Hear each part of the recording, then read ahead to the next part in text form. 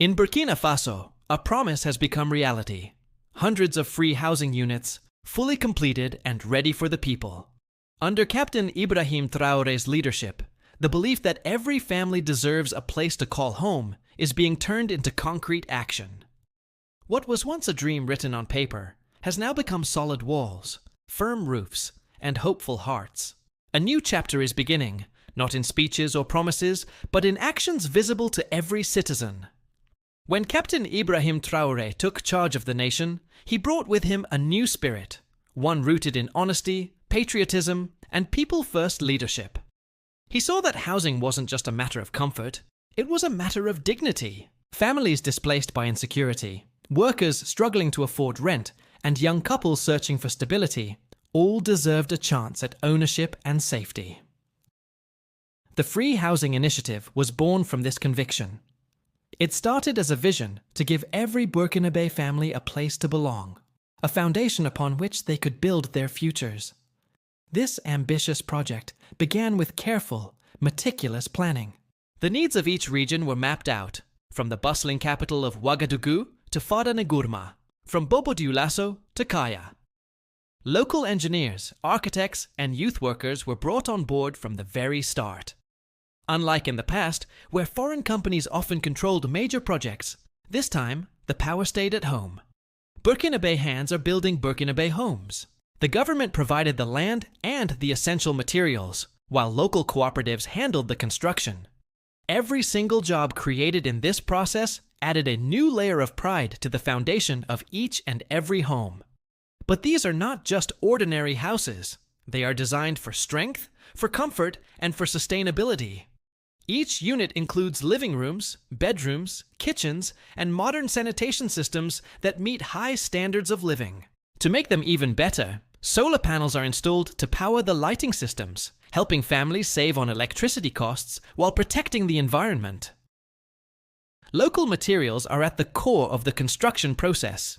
We're talking about clay bricks, eco-cement, and recycled metal, which not only reduce costs, but also strengthen the local economy.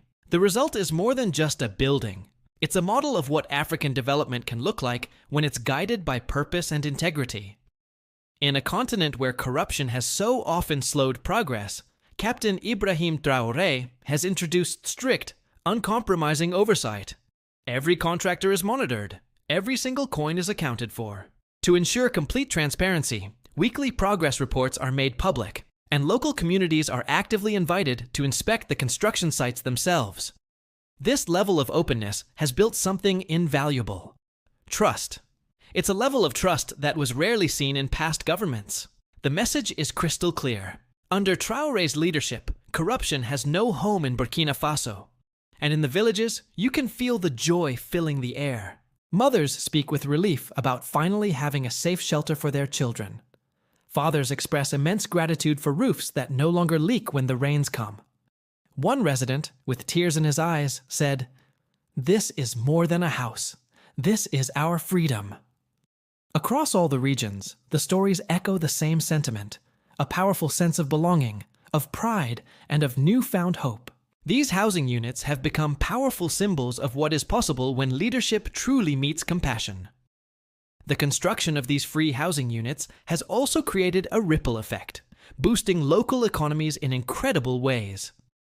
Thousands of jobs were created for builders, masons, electricians, and suppliers. Local transporters were busy moving materials across provinces. Young people who once had to migrate to find work are now finding new opportunities right in their hometowns. And around the construction zones, small businesses, from food stalls to carpentry workshops, have started to thrive.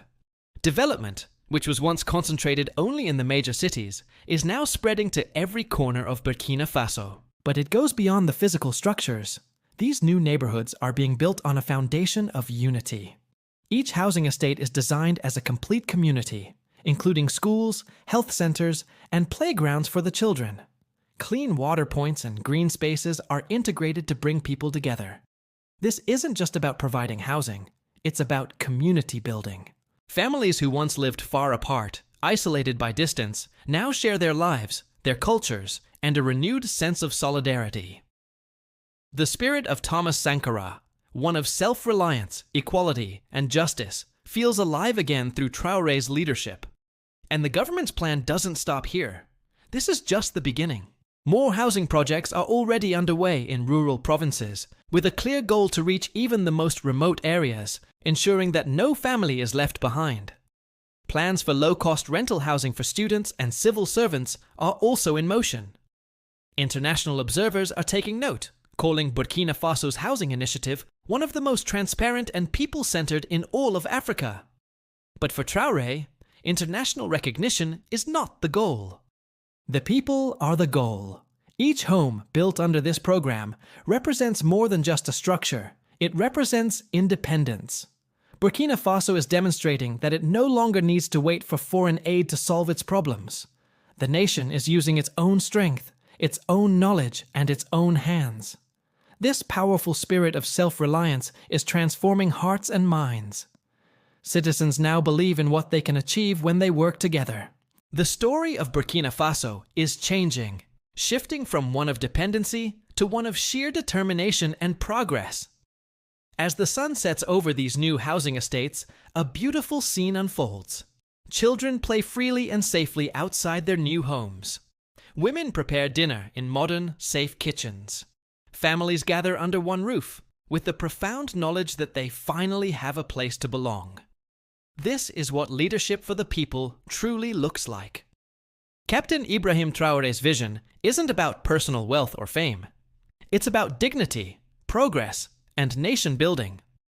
From free housing units to roads, schools, and new industries, a new Burkina Faso is being built. One brick, one family, and one dream at a time.